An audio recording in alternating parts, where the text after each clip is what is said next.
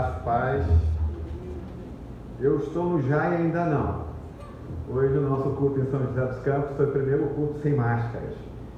O governo de São Paulo já autorizou nós estarmos reunidos sem máscara. Nós tivemos então o nosso primeiro culto sem máscara e quase gerou um avivamento entre nós lá. Porque a gente tira a máscara, né, cara? Olha, como é bom adorar sem máscara, né? Você adorar com máscara é um negócio doido. Eu queria chamar as crianças, senão eu esqueço, né? Eu sou peixinho d'óleo, vocês sabem como eu sou, né?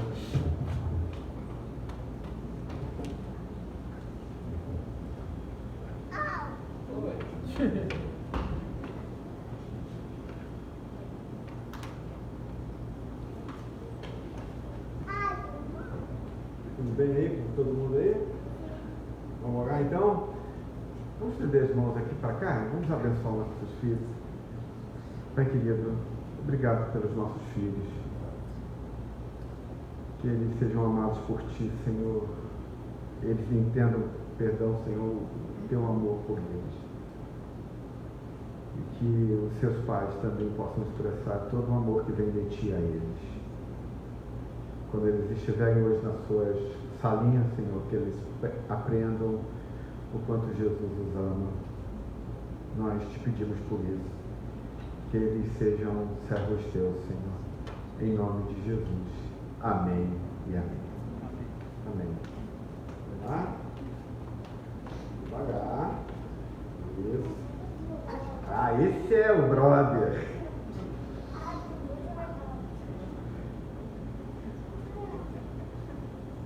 Bem, eu queria que você abrisse a sua Bíblia em Lucas capítulo 10, do verso 25 ao verso 37. Eu mandei o slide. Chegou aí? Mandei desde ontem.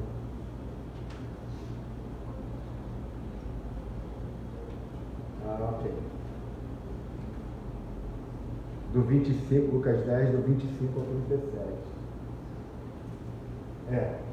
Ela está colocando uma. Então vamos lá. Bem, só antes de nós lermos as Escrituras, nós estamos numa série sobre avivamento. E eu tenho falado que uma igreja que se preocupa socialmente, mas não é engajada nas Escrituras, não adora transcendentemente, não tem evangelismo radical, não é uma igreja que se ama e só tem essa marca, ela não está debaixo de um mover maior do Espírito Santo. É apenas uma marca que ela tem, dada pelo Espírito Santo, mas isso não significa que ela está vivendo um avivamento. Sempre digo isso para vocês, porque cada igreja que nós vamos, nós temos uma marca de uma comunidade, mas quando nós estamos vivendo um avivamento é quando todas essas marcas estão em ação no meio de uma igreja, dentro de uma igreja e agindo nela. Então, ao mesmo tempo que ela adora transcendentemente, ao mesmo tempo que ela tem uma preocupação social, que ela é uma igreja que se ama, que é uma igreja que é apegada às Escrituras, então isso é um sinal de avivamento. É apenas o retorno à igreja primitiva. Quando você lê lá Atos, você vai ver que todas essas marcas, elas estão presentes na vida da igreja primitiva, porque o Espírito Santo está sendo derramado sobre a igreja. Portanto, quando nós temos uma dessas marcas e não temos outras marcas, é sinal que nós precisamos orar para que Deus avive a sua obra em nós. É óbvio também que Deus jamais derramaria do seu Espírito se nós não buscarmos. A Bíblia diz que quem busca, encontra. Quem bate, a porta se abre. Se nós não fizermos isso, e como os nossos irmãos fizeram, e como a história nos mostrou, que esses irmãos buscaram a Deus, o avivamento veio, isso também precisa acontecer com a nossa vida. Então, Lucas 10, do verso 25 ao verso 37. Diz assim: E eis que certo homem intérprete da lei, se levantou com o intuito de pôr Jesus à prova e disse: Mestre, que farei para herdar a vida eterna? Verso 26. Então Jesus lhe perguntou: que está escrito na lei? Como interpretas? A isto ele respondeu: amarás o Senhor teu Deus de todo o teu coração, de toda a tua alma, de toda a tua força e de todo o teu entendimento, e amarás o teu próximo como a ti mesmo. Então Jesus lhes disse: respondeste corretamente, faze isto e viverás. Verso 29. Ele, porém, querendo justificar-se, perguntou a Jesus: quem é o meu próximo? Verso 30. Jesus prosseguiu dizendo: certo homem descia de Jerusalém para Jericó e veio cair em mãos de salteadores, os quais, depois de tudo lhe roubarem e lhe causarem muitos ferimentos, retiraram-se, deixando-o semi-morto. Verso 31. Casualmente descia um sacerdote por aquele mesmo caminho e, vendo, passou de largo. Semelhantemente, um levita descia por aquele lugar e, vendo, também passou de largo. Certo samaritano, que seguiu o seu caminho, passou-lhe perto e, vendo, compadeceu-se dele. Verso 34. E chegando-se, pensou-lhes, ou cuidou dos seus ferimentos, o termo que eu estou usando que está errado no meu, enfaixou-lhes das feridas, aplicando-lhes óleo e vinho, e colocando sobre o seu próprio animal, levou para uma hospedaria e tratou dele. No dia seguinte, tirou 2 denários e os entregou ao hospedeiro, dizendo: cuida deste homem, e se alguma coisa gastares a mais, eu te indenizarei quando voltar. Qual destes 3 te parece ter sido próximo do homem que caiu nas mãos dos salteadores? Verso 37. Respondeu-lhe o intérprete da lei, o que usou de misericórdia com ele. Então lhe disse: vai e procede tu de igual modo. Vamos orar? Eu sei que a versão estava um pouco diferente aqui, mas eu acho que deu para a gente entender. Pai querido, obrigado por esta noite. Esse talvez seja um tema, Senhor, dos mais complexos dentro da igreja contemporânea. Nós pedimos que o Senhor nos ajude a entender. E mesmo também porque nós não somos pessoas ricas. Nós somos pessoas que dia a dia nós lutamos para sobreviver. Mas nós pedimos que esta igreja ela tenha uma marca, que ela seja extremamente generosa, assim como foi a igreja do Novo Testamento. Ainda que não tivesse muitos recursos, ela se tornasse generosa. Deus, ajuda a gente a entender quem é o nosso próximo nesta noite. E ajuda a gente a entender por que a gente presta atenção no nosso próximo. Derrama do teu Espírito sobre nós. Em nome de Jesus. Amém e amém. Bem, como eu tenho falado, essa série é uma série bem professoral, embora não seja um professor. É importante a gente ter em mente o cenário que está acontecendo aqui.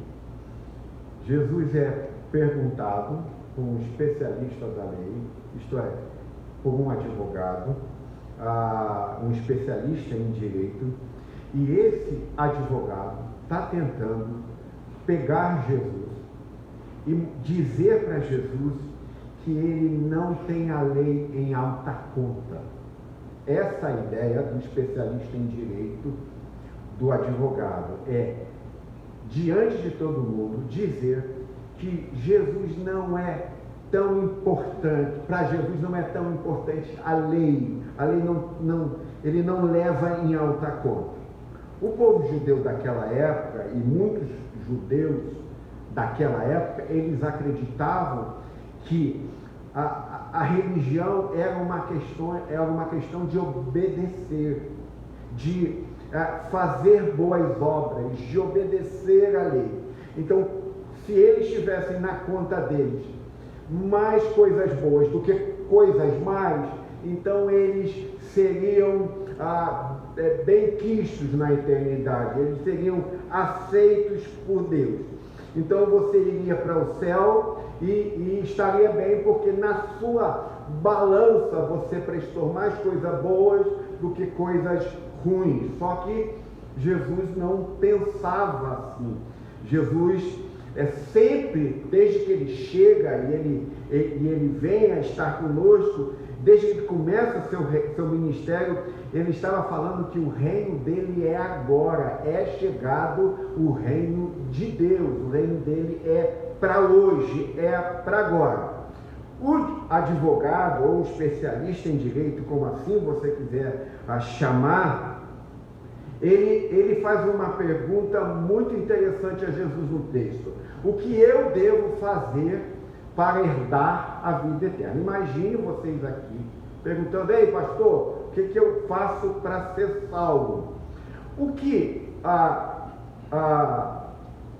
eu acho que ele esperava ouvir de Jesus era o seguinte: me aceite como seu suficiente salvador pessoal, e você não precisa mais obedecer à lei, e você então será salvo. Só que a resposta de Jesus não é essa. Imagina você chega aqui: o que eu faço para ser salvo?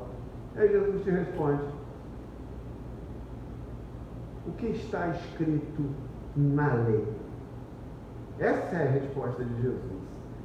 Jesus olha para o advogado e diz: o que está escrito na lei? A ideia que a gente tem é que Jesus diga assim, simplesmente: me aceite como seu salvador pessoal. E pronto, e você está salvo. Jesus não fala isso para o advogado.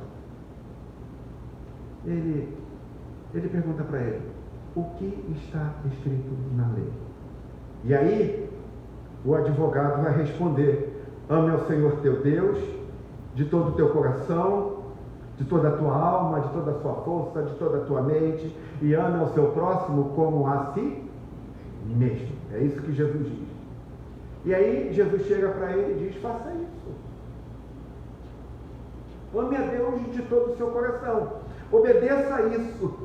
Coloque todo o teu coração, toda a alma, toda a tua força, todo o teu entendimento, todo o seu saber em Deus. Simplesmente faça isso e você então viverá. Você então viverá. O que Jesus está dizendo para ele é o seguinte: cara, eu levo a lei muito mais a sério do que você imagina.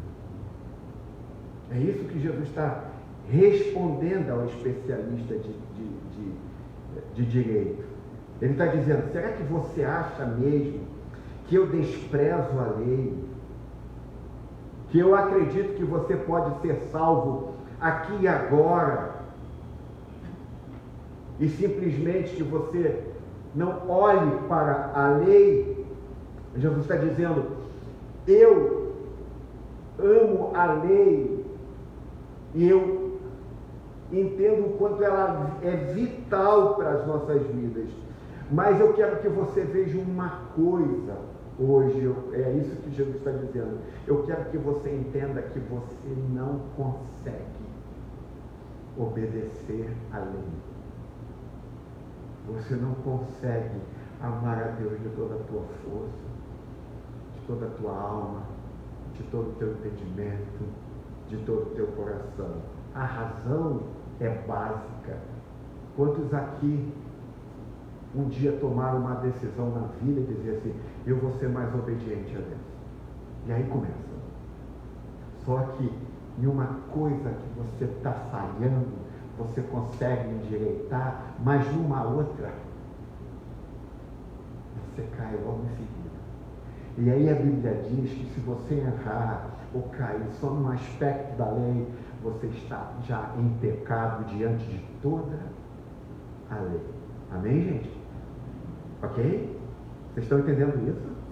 É isso que as Escrituras estão dizendo. Então o que Jesus está dizendo é que você tem que amar a Deus com todas as suas forças, com todo o seu entendimento, e diz para o cara: faça isso. Você quer ter a vida eterna? Faça isso. O que é normal a gente ouvir como resposta desse advogado é dizer assim: beleza, Jesus, você está certo. Concordo com você. Eu entendo hoje que eu não posso obedecer à lei. E então, simplesmente eu acredito em você e entendo o que você está dizendo. Mas a resposta do advogado não é essa. Sabe quando eu digo para vocês não podem, e vocês dizem, então vocês já respondem assim, então como eu posso ser salvo? Não! Simplesmente o período da lei vai fazer um outro questionamento a Jesus. Então, o que Jesus está querendo nos ensinar nesse início para que a gente entenda? Sempre que alguém vem a Cristo, é assim que Jesus lida dessa maneira com as pessoas. Alguns de vocês, às vezes, entram aqui, entregam a sua vida a Jesus e acham que vão poder fazer um monte de coisa para agradar a Deus. E acham que simplesmente esse desejo que vocês têm de fazer algo para Deus vai contar com a sua salvação. E o que Jesus está mostrando para o perito da lei é que você não pode, pelo seu próprio esforço, você não pode amar a Deus de todo o seu coração. Você não pode amar a Deus a partir do seu desempenho, a partir da sua força. É preciso que você espere ser aceito por Deus, porque a Bíblia diz e Jesus diz que eu e você somos tão somente salvos pela misericórdia de Deus. Então só pela misericórdia de Deus que você é salvo. Então, todas as vezes, normalmente quando pessoas vêm do catolicismo para a nossa igreja, eles entregam a vida a Jesus Cristo e aí começa uma vida frenética de ação, como se pudessem desenvolver a sua salvação assim. E aí a gente tem que chegar para ele e falar assim, relaxa, cara, você não pode alcançar a Deus, deixa que ele te mostre a tua graça dele, a misericórdia dele sobre você, e o que você for fazer será em resposta à graça dele. Então a gente às vezes tem que dar uma polida em nossos amigos queridos que se convertem ao Evangelho. Mas, como eu disse, a resposta do perito da lei, que está no verso 29, ele diz o texto que ele quis justificar. Não sei se a gente consegue colocar o verso 29 aí, mas no verso 29, olha só, mas ele, então ele, em vez de dizer assim, concordo com você, eu sou incapaz de cumprir a lei e obedecer a lei plenamente, mas ele não dá essa resposta. Ele simplesmente diz, querendo justificar-se. Olha que expressão bela no cristianismo. Perguntou a Jesus, e quem é meu próximo? Olha aqui, que pergunta interessante. Na verdade, quando esse advogado pergunta, quem é meu próximo? Ele está pedindo a Jesus, perguntando a Jesus, Jesus, qual é o amor que Deus requer de mim? Que tipo de amor eu devo expressar? Como eu devo amar a Deus? Qual é o amor que Deus quer na minha vida? E aí então Jesus começa a parábola do bom samaritano. Ele começa a contar a parábola, que é uma maneira de dizer, olha, é isso aqui, essa é a justiça, esse é o amor que Deus exige de todos os seus servos. É isso que ele exige de todo o ser humano. E aí, Jesus começa a contar a parábola do samaritano e começa a dizer o que ele fez. Primeiro, ele atende todas as necessidades físicas do cara que estava caído, como o indigente. Ele atende as necessidades materiais dele. Ele dá assistência médica, dá um subsídio financeiro. Ele passa a noite com o samaritano. Lembre-se que ele ficou na pousada junto com o cara. Sinalizando o quê? Sinalizando que não simplesmente damos dinheiro, oferecemos subsídio, nós oferecemos a nossa vida ao quem está caído. Nós oferecemos amizade, nós oferecemos cuidado a quem está caído. Então, ele passa a noite, ele oferece proteção, ele oferece assistência médica e ele começa a traçar e mostrar para o perito da lei, Jesus fazendo isso, que tipo de amor que Deus exige. Agora é muito interessante que Jesus usa essa parábola para mostrar para nós qual é o amor que Deus exige. Então, resumindo, Jesus estava dizendo para o advogado que ele precisava de amizade, de proteção policial, de comida, de cuidados médicos, de água, de teto sobre a sua cabeça, de abrigo, e ele precisava de dinheiro. Ele era um indigente, diz o texto. Estava caído, à beira da morte, e vem um samaritano, então resolve tudo na vida dessa pessoa. Isso é muito importante porque quando Jesus está tentando mostrar ao especialista em lei esse tipo de vida que ele requer de todos os seres humanos, ele vai trazer à tona a compaixão social. Olha como que isso é fantástico. Todos nós devemos adorar. Adoramos esse momento aqui que a gente faz antes do sermão. Todos nós devemos evangelizar. Todos nós devemos cuidar uns dos outros. Todos nós gostamos de sentar e ouvir a palavra de Deus. Pelo menos alguns gostam de fazer isso. Mas, normalmente, para igrejas bíblicas, compaixão é algo opcional. Normalmente é assim. Eu não sei se você percebe que Jesus está dando um exemplo de compaixão e de amor por definição aqui. Eu não sei se você lembra do episódio de Mateus 25. Mateus 25 diz que no último dia, quando Jesus Cristo for separar as ovelhas dos bodes, isto é, imagine que vocês aqui são as pessoas que estão na porta do céu. E Jesus está aqui no meu lugar. Obviamente eu não posso nem me assemelhar a Jesus. Jesus está aqui e ele vai aqui olhar para cada um de vocês e vai definir quem são os hipócritas e quem são aqueles que amam a Jesus. E Jesus então vai fazer uma pergunta para si mesmo. E vai dizer assim: como é que eu vou distinguir quais são os meus e aqueles que não são meus? Mateus capítulo 25 vai dizer que quando eu estava com fome, você me alimentou.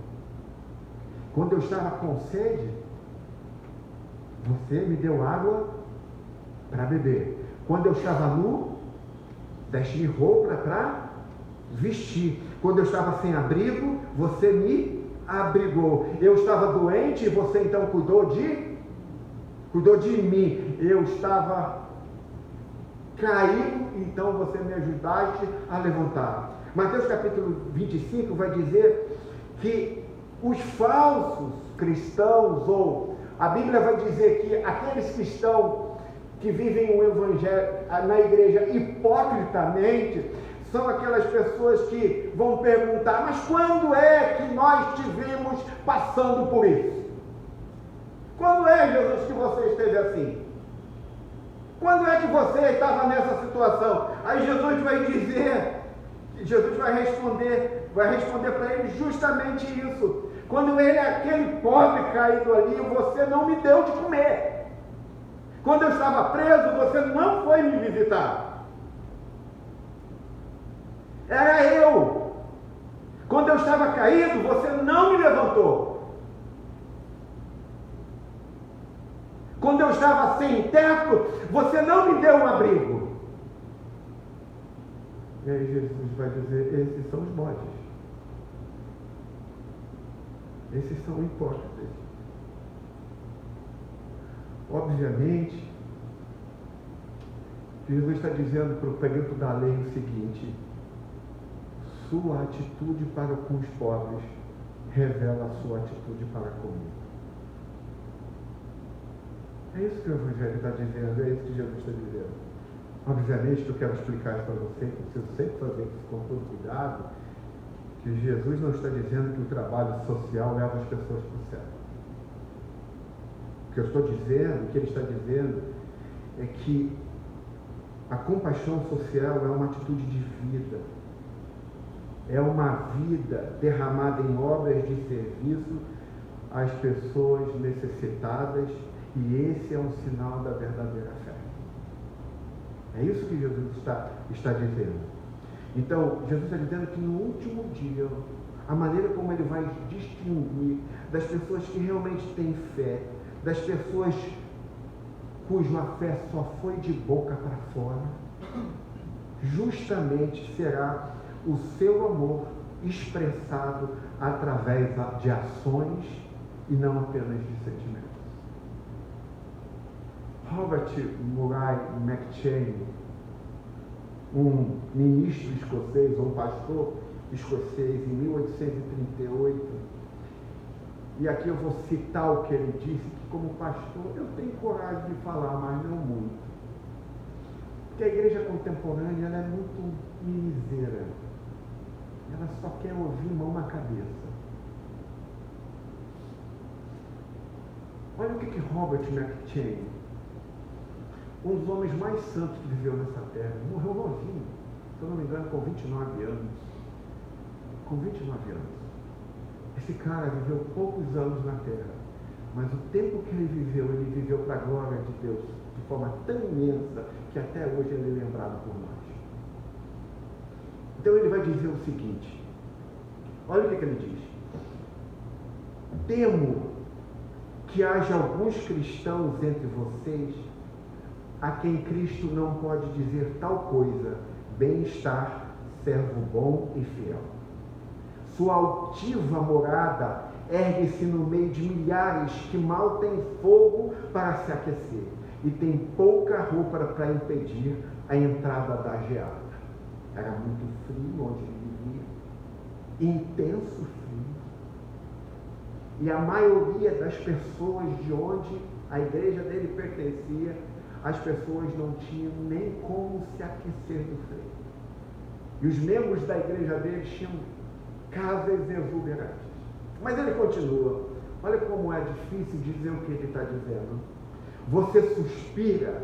Sabe quando a gente olha para o necessitado, a gente fala assim, que pena. Olha o que ele diz. Você suspira talvez à distância, mas você não os visita. Meus queridos amigos, estou preocupado com os pobres, mas mais por você.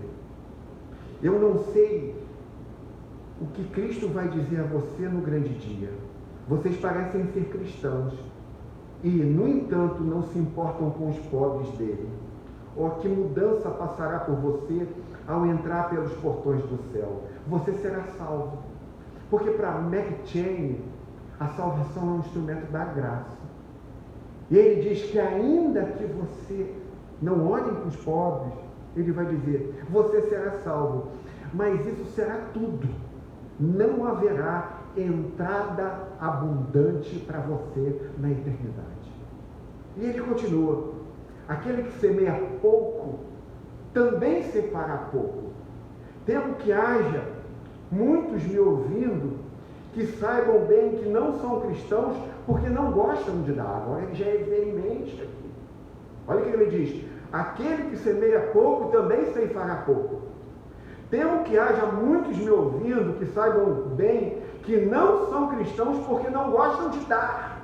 Dar ampla e liberalmente, sem ressentimento, requer um novo coração. Um coração velho prefere se desfazer de seu sangue vital do que do seu dinheiro.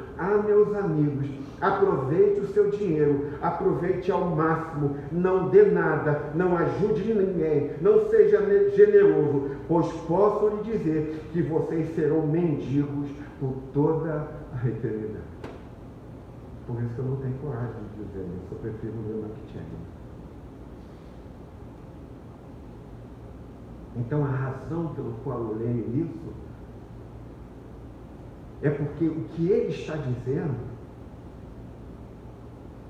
é princípio em Mateus capítulo 25, em Lucas 10, em Isaías capítulo 1 e em Tiago capítulo 2. É isso que ele está dizendo. Por isso que em 1 João capítulo 3, diz que se você disser a alguém, Deus te supra em tudo, eu vou orar por você para que Deus te ajude, João vai dizer,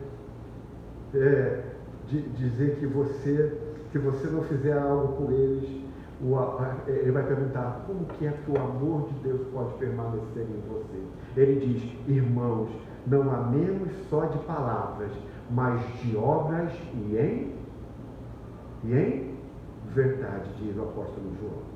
Então, eu quero te chamar a atenção para que você não esqueça disso. Há uma tendência na igreja contemporânea de menosprezar as pessoas que nós vamos ajudar, ou de menosprezar o tema, de diminuir o assunto, de diminuir o tema. É uma tendência nossa. Sabe por quê? Porque nunca na nossa história como cristãos da nossa geração nós fomos tão impactados para olhar para cima e não mais olhar para baixo. Talvez todos aqui de vocês, todos vocês, durante décadas, 20, 30, 40 anos, você tem ouvido a mídia, seus amigos, seu pai, sua mãe dizer, cresça, cresça, cresça. Compre sua casa, compre seu apartamento, compre seu carro. E agora a gente não consegue mais enxergar nada que está aqui, para nós. Eu não estou dizendo que vocês não podem ter trabalhar numa empresa ótima, ter o melhor dos salários, comprar o melhor dos carros, ter o melhor dos apartamentos. Não é isso que eu estou dizendo. Só que nós estamos, a nossa cultura fez que a gente começasse a olhar só para cima. Por isso que a gente não encontra mais caído na rua. Por isso que a gente não consegue mais ver pobre em São Gonçalo. Sabe por quê? Porque nós andamos na rua olhando para cima. Qual é o apartamento que eu vou comprar? Qual é o carro que eu vou comprar? Qual é a casa que eu vou comprar? Eu não consigo mais olhar alguém que está caído no chão. Porque nós fomos lobotomizados por essa cultura maldita e mundana. Vocês podem, vocês vão vencer, vocês terão tudo.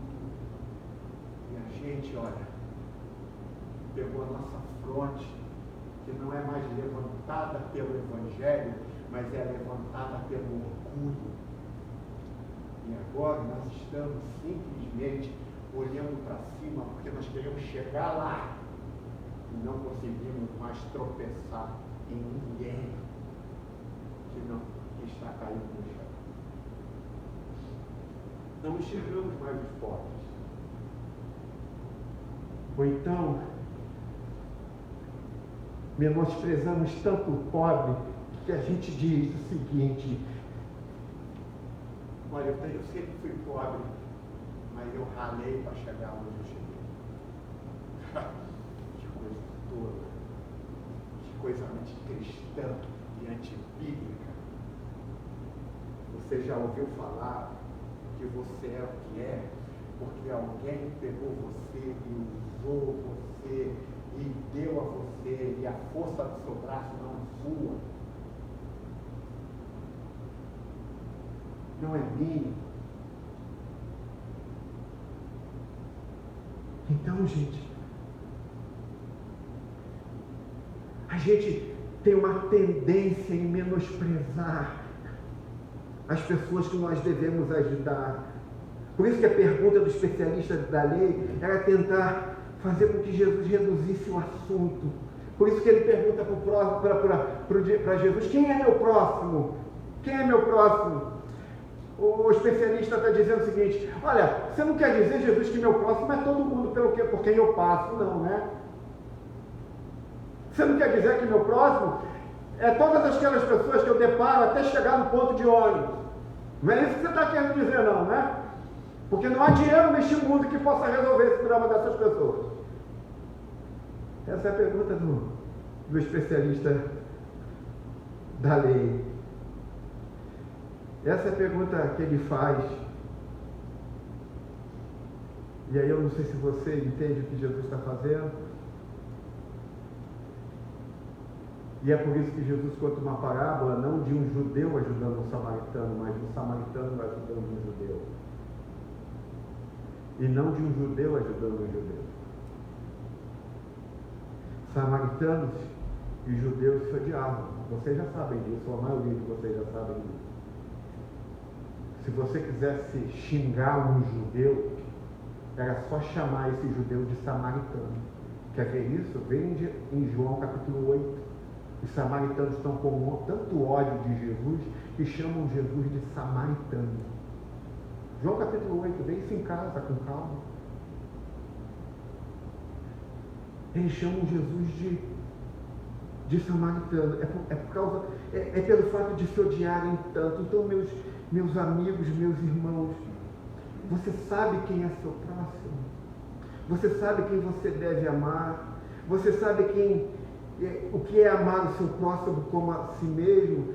Jesus está dizendo: é qualquer um que entrar no seu caminho. Qualquer um é o seu próximo. Qualquer um, seu vizinho é qualquer um. Qualquer um que você encontrar na rua. Qualquer um que você encontrar na padaria. Qualquer um que você encontrar no posto de gasolina. Esse é o teu próximo. Porque era isso que o perito da lei é. Você está me dizendo que qualquer um é meu próximo? E Jesus diz: é isso mesmo. Qualquer um que você encontrar na rua, ele é seu próximo.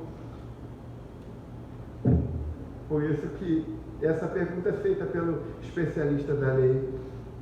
Por isso que eu digo o seguinte: eu acho que nós cristãos, aqui ninguém tem dinheiro, todo mundo é duro, só alguns 2 ou 3 aqui tem uma grana melhorzinha, mas eu acho que nós devíamos andar com algumas moedinhas no bolso, alguns R$2 no bolso, fazer isso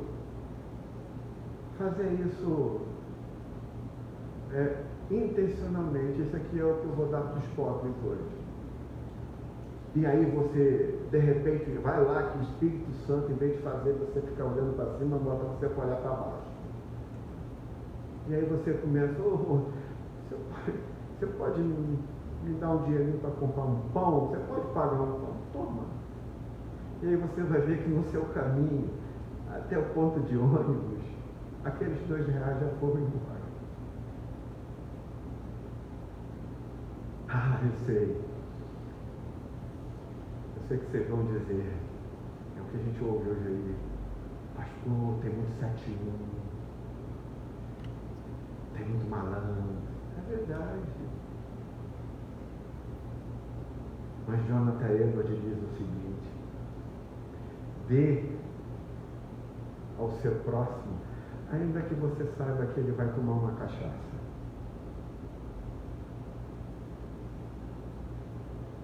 Porque talvez seja a única maneira que ele tenha de tapar a fome do seu estômago. Um gole de cachaça. Mas se você quiser fazer mais, pegue, traga. Dê mais a ele. Ajude. Nós temos um Ministério de Misericórdia na igreja. A nossa orientação é que nós possamos, que a gente deve agir na vida de pessoa de modo que nós possamos tratá-la integralmente. Mas não é equivocado você sair com algumas moedinhas no bolso para ajudar o seu próximo. Deixa eu continuar para a gente terminar no tempo. Jesus está dizendo que você pode fazer a diferença no teu caminho para o ônibus, no teu caminho para o trabalho, no teu caminho perto do mercado da sua casa. vocês sabem que São Gonçalo vai ser uma das cidades que mais vai sofrer com o BH. Nós vamos ver isso no próprio censo. O nosso trabalho aqui é inestimável. Inestimável. Obviamente, talvez você pergunte, pastor, mas a gente não tem como ajudar todo mundo. É verdade. Você nunca vai conseguir ajudar todo mundo. É igual Jesus falando para nós, ir de pregar o evangelho a toda a criatura. Mas você consegue pregar o evangelho a toda a criatura? Não. Por quê? Porque você tem um limite de pessoas que você pode ajudar. E recursos limitados que você pode ajudar. Isso não significa que você não olha mais quem está caído à sua frente. Lembre-se dessa cultura que faz você só olhar para cima e não consegue mais olhar para baixo. Então Jesus está dizendo, olhe por todo o caminho.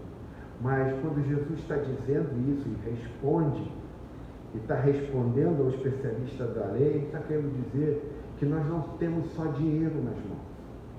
Nós temos pouco dinheiro, mas nós temos talentos, nós temos habilidades, nós temos conexões, nós podemos ajudar pessoas. Eu lembro que um tempo atrás nós tivemos uma pessoa que precisando de ajuda, daqui a pouco surge irmão, começa a ligar para lá, ligar para cá, vai para cá, vai para cá. Por quê? Porque nós temos conexões. Isso é ajuda. Isso é cuidar do próximo. Então, encontre pessoas que estão ao alcance de vocês, que vocês possam ajudar. Por isso que a gente está falando de avivamento. Se Jesus tivesse contado uma parábola de um judeu ajudando um samaritano, a resposta desse especialista da lei era: que parábola idiota. Porque se um judeu visse um samaritano caído e ele estivesse passando no cavalo, ele pegaria o cavalo e pisaria mais ainda na cabeça do judeu, do caído. Perdão. Por isso que Jesus não usa um judeu ajudando um samaritano, mas usa um samaritano ajudando um judeu. Isto é, ele coloca o samaritano em posição de poder e coloca o judeu lá embaixo, aonde ele precisava estar, lembrando-se que Jesus era judeu. Não se esqueça disso. Então, Jesus faz uma pergunta, ele faz uma pergunta para o especialista da lei. E aí, para você, depois de contar toda a parábola, quem é que amou o próximo? Jesus faz uma pergunta. Foi o sacerdote? Foi o levita? Ou foi o samaritano? O que o especialista da lei responde? O que o advogado responde? Oi? Ele não diz a palavra samaritano. Percebe o ódio mortal? Ele diz: aquele que teve misericórdia do outro. O ódio entre samaritanos judeus e samaritanos é tão terrível que ele simplesmente diz: aquele que teve misericórdia dele. Então Jesus mostra esse homem que, embora ele não tenha se convertido no seu coração, o ministério de compaixão social, o ministério de ações amorosas tem um tremendo impacto na vida das pessoas. O que Jesus está mostrando para esse homem é que a compaixão social é capaz de amolecer corações, é capaz de fazer incrédulos crerem no Evangelho. Porque o amor, quando é derramado por Deus nas nossas vidas, e nós estendemos isso ao outro, quebra preconceitos. O amor que Deus nos mostra e a gente usa na vida das pessoas derruba paredes em todos os lugares. Eu lembro de um amigo de C.S. Lewis, um intelectual, ele era um ateu, mesmo C.S. Lewis conversando com ele, fazendo que ele entendesse o Evangelho, e ele não cria no Evangelho, até certo ponto que um dos seus amigos teve um drama dos mais terríveis na vida dele. E o que acontece? Um cristão o acolhe como samaritano. Ajuda, cuida. Vive com ele o tempo todo. Meses depois, esse ateu que C.S. Lewis tanto evangeliza, se rende ao Evangelho. Por quê? Porque a compaixão quebranta o coração, amolece corações. Então, o que Jesus está nos mostrando é que o Evangelho, o que o Evangelho pode fazer a partir da compaixão social. Eu não sei se você já ouviu falar de Juliano, que foi um dos últimos imperadores romanos antes de uma série de imperadores cristãos. Juliano, ele era um pagão, um anticristão, e ele tenta reviver o paganismo. O que ele vai fazer para reviver o paganismo? Juliano percebe que o cristianismo estava se espalhando por toda Roma, por todo o mundo. E ele diz, eu preciso reviver o paganismo. O que ele faz? Ele vai estudar o cristianismo. Como eu posso derrubar os cristãos? Como eu posso impedir o crescimento dos cristãos? Aliás, nós que estamos, eu que estou trabalhando no Vale do Paraíba, que é um vale extremamente pagão, incrédulo, agora foi aprovado pelo governo local, que a Aparecida do Norte, a Santa, vai se ter agora a maior estátua do Brasil, talvez do mundo, no sentido que ela será maior do que o Cristo Redentor. Vocês não imaginam que nós lutamos lá no Vale do Paraíba. É uma maneira deles estender seus tentáculos, ampliar seus tentáculos. É nisso que nós estamos travando lá da paz. E vai acontecer. Tentaram embargar, não conseguiram, o juiz dessa vez liberou e vai ter a construção. Então você não imagina essa tentativa de atrair o Brasil inteiro sobre isso. Então Juliano, ele estuda, o que ele faz? Ele começa a construir templos e chamar todo mundo para vir para os templos pagãos. Só que ele constrói templos e os templos ficam vazios, completamente vazios. E aí, todo mundo, em vez de ir para o templo que ele fez, continuava indo para a igreja. E ele então ficou tão enojado disso, que ele perguntou a um amigo pagão, extremamente pagão e conhecedor do cristianismo. E aí, olha o que Juliano vai falar sobre o que esse amigo pagão falou. Nada contribuiu para o progresso das superstições desses cristãos como sua caridade para com os estranhos. Ele diz assim, o fator e o fato da igreja cristã estar se expandindo por todo o mundo é o amor deles e a caridade deles. E aí ele continua, os ímpios galileus cuidam não só dos seus pobres, mas também dos nossos. Os ímpios galileus. É assim que nós éramos chamados. Então, não sei se você percebeu isso, eu já estou indo para o meu final. O cristianismo estava se espalhando, estava tomando conta do Império Romano. E aí, se você perguntasse a Juliano, o que faz o cristianismo funcionar? É a adoração da igreja? Juliano diz, não. E agora eu quero comprar uma briga com os presbiterianos. É a pregação? Não. A gente sabe quanto pregação é importante, é central no nosso grupo. Mas Juliano diria, é seu amor, a sua caridade para com as pessoas, para com os pobres. Então, ele diz assim, eu nunca vi, é com a palavra deles, eu nunca vi os cristãos fazendo o que eles, outras pessoas fazendo o que os cristãos estão fazendo.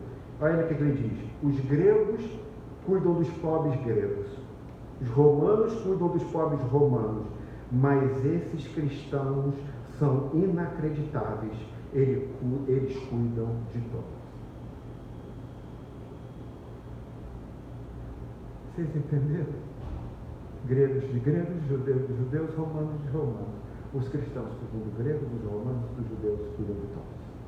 Os cristãos são diferentes. Então, gente, deixa eu te fazer uma pergunta. Por que nossa cidade não está mudada? Para eu terminar. Por que ainda nós não estamos impactando esta cidade como deveríamos impactar? Por que a gente não conseguiu mudar a cultura ainda da nossa cidade? Sabe, eu tenho 5 minutos para terminar. Se eu terminasse meu sermão aqui, eu só geraria uma coisa para vocês: culpa. Vocês saindo daqui dizendo, cara, eu preciso ajudar as pessoas, eu preciso ajudar as pessoas. Eu estou amando só de boca, não, eu tenho que ajudar, eu tenho que ajudar. Só geraria culpa para vocês. Você vai se motivar para ajudar as pessoas, mas isso vai se esgotar muito rápido. Por quê? Porque Jesus até nisso lida com a gente. No verso 33, o que ele diz? Que foi um samaritano que ajudou. Isto é, o samaritano não tem obrigação legal de ajudar ninguém. Ele está dizendo a mesma coisa para nós. Que eu e vocês não temos obrigação legal nenhuma de ajudar as pessoas. Ninguém esperava que um samaritano parasse. E ninguém também espera que nós paremos. Porque nós não temos obrigação legal para isso. Esta é uma obrigação do Estado. Por isso que Jesus diz e fala sobre o samaritano. Por que ele parou? No verso 33, diz que o samaritano estava cheio, não sei se consegue colocar, cheio de compaixão. Essa palavra, verso 33, mas o samaritano de viagem chegou onde se encontrava o homem, quando viu, ele teve piedade, compaixão, uma palavra grega chamada esquimizomatai. Isto é, essa palavra é usada uma única vez aqui com relação ao samaritano, mas todas as vezes que vai falar sobre a compaixão de Jesus, é a mesma palavra grega usada.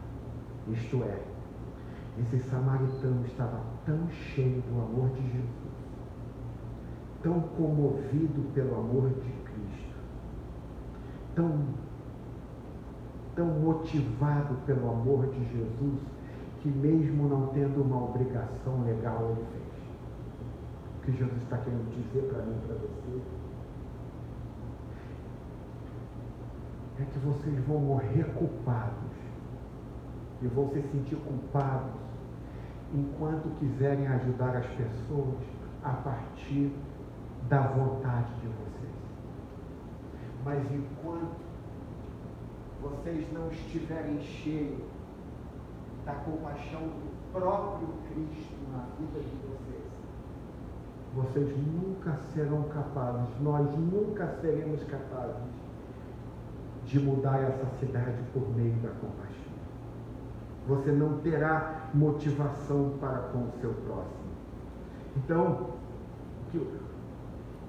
o termo usado para o samaritano é a mesma coisa que Deus quer falar conosco hoje, nesta noite. Isto é, Jesus Cristo não veio aqui, eu não vim aqui para trazer culpa para vocês. A partir de agora, comece a andar, comece a ajudar a fazer isso. E vocês saem daqui, degolados. Não, eu não sou um pilantra nesse culto. Eu não sou um malandro, eu não sou um cara que aproveita de um sermão para espoliar você. Eu estou te dizendo que se eu espoliar vocês vão cansar de dar. Porque vocês nunca vão conseguir. Mas quando você entender que você era aquela pessoa caída, E Jesus desceu e veio para te pegar. Quando você entender que era você que tinha sido pisoteado, machucado e ferido, e Ele veio do céu, desceu, pegou você, pagou toda a sua dívida, te deu um teto, sarou tuas feridas, te libertou daquelas pessoas que te oprimiam. Se você entender que você era aquele caído, a menos que você entenda que Jesus foi o seu próximo, você jamais terá motivação para ser próximo de alguém. Então, todas as vezes que nós olharmos alguém caído, olhe como nós estávamos em Cristo. Então, o que Jesus está dizendo é que se você acredita que você é uma pessoa boa, que você chegou lá porque você estudou muito, trabalhou muito, batalhou muito, que é aquela força do teu braço, Jesus está dizendo, você nunca vai olhar para baixo. Se você continua dizendo, eu fiz por onde, eu também nasci numa comunidade, eu também fui pobre, e eu trabalhei, por que eles não trabalham? Você nunca vai ter motivação para ajudar essas pessoas. A menos que você entenda que você era o caído. E que Jesus veio e pegou a gente, e pôs de pé, gente. Sarou nossas feridas. Limpou a gente. Libertou a gente. Transformou o nosso coração. Se você entender que você era o cara que estava morrendo ensanguentado na estrada, ou a mulher que estava morrendo ensanguentada na estrada, que Jesus Cristo, sem obrigação, veio e derramou todo o seu dinheiro, toda a sua riqueza por você, você nunca vai ter motivação para ajudar ninguém. Eu vou terminar com uma nova citação do McCheyne. Vou terminar nela entendendo que quando nós queremos fazer alguma coisa para tirar dinheiro das pessoas, a gente foge do Evangelho. Como eu oro para que vocês nunca caiam na mão de salteadores. Sabe, o mais comum a gente vê é quando nós queremos ajudar pessoas, fazer isso, a gente bota um vídeo ali de pessoas na comunidade, sofrendo. A gente pode botar um vídeo ali da Ucrânia, que nós precisamos orar por esse povo ininterruptamente. Mas sabe, gente, esse tipo de coisa só gera culpa e só gera ação instantânea para você dar tudo que você tem naquela hora. Mais nada. Isso não é uma ação do Evangelho. A ação do Evangelho que vai fazer a gente ser generoso para sempre, que vai fazer a gente ser generoso enquanto nós existirmos, é quando nós entendemos que nós estávamos caídos. E Ele veio e derramou toda a sua riqueza sobre nós. A Bíblia diz que Ele, sendo rico, fez-se pobre por nós. Amém, gente? Vou terminar com a citação de McCheyne. Eu não sei se isso vai despertar a gente para ser generoso. Eu espero que Deus avive a sua obra. Eu espero que Deus abaixe a sua cabeça hoje. Mas não por culpa. Mas porque você hoje está se vendo caído no chão. E Deus então vindo sarar você. Limpar você. Pagar a sua dívida. Então deixa eu terminar com a citação de McCheyne. Ouça, diz McCheyne. Você tem que cuidar das pessoas com necessidades. Você tem que fazer ações de amor. Você tem que ser generoso. Agora, queridos cristãos, alguns de vocês oram dia e noite para serem ramos da videira verdadeira. Você ora para ser feito totalmente à imagem de Cristo. Se assim for, você deve ser santo como Ele em dar. Embora Ele fosse rico, por nossa causa, Ele se tornou pobre. Talvez você objete, diz McChain. Meu dinheiro é meu. Eu te respondo, Cristo poderia ter dito, meu sangue é meu, minha vida é minha. Então, onde você estaria agora? Mas talvez você ainda continue objetando, diz McChain. Os pobres são indignos. Eu respondo a você, Cristo poderia ter dito, estes são rebeldes perversos, devo dar a minha vida por eles? Eu darei aos bons anjos e aos pobres merecedores, mas não, eu deixei as 99 e fui atrás do perdido. Ele, meu Salvador, deu seu sangue pelos indignos. Talvez você objete de novo. Se dou a minha caridade, os pobres podem abusar do meu amor. Eles podem me enganar. Eu te respondo mais uma vez. Cristo pode ter dito a mesma coisa para você. Sim, com uma verdade muito maior. Cristo sabia que milhares pisariam seu sangue sobre seus pés, que a maioria o desprezaria, que muitos fariam disso uma desculpa para pecar mais, e ainda assim ele deu seu próprio sangue. Ah, meus queridos cristãos, se você quer ser como Cristo, dê muito, dê muitas vezes, dê livremente aos vis e pobres, aos ingratos e aos indignos. Cristo é glorioso e feliz, e você também será. Não é o seu dinheiro que eu quero, mas a sua felicidade. Lembre-se da sua própria palavra. É mais feliz, é mais abençoado dar do que receber. Vamos orar? Feche o olho. Pai querido, eu quero te pedir nesta noite que o Senhor faça desta igreja um celeiro, Senhor. Que ela seja grande em generosidade, Senhor.